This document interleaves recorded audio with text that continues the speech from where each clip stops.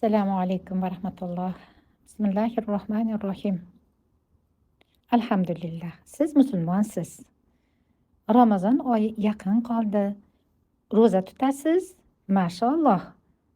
Ammo namoz, Qur'on o'qishni bilmaysiz. Mana shu narsa sizni siqadi.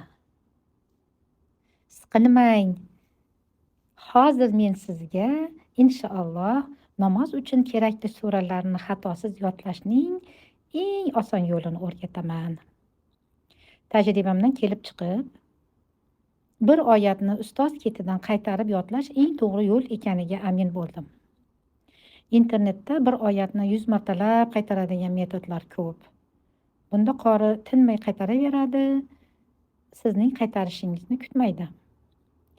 Ilm tolibi o'z ovozini eshita olmagani uchun natija ko'ngildagidek bo'lmaydi.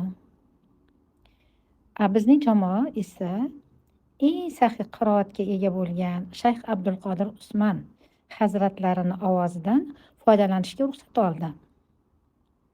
Allohning tavfiqi bilan oyat takror videolarini tayyorladik.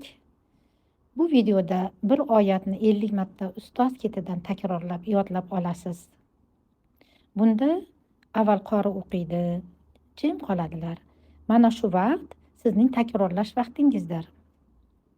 Shu tariqa ustoz ketidan 50 marta takrorlaysiz va inshaalloh yodlab olasiz.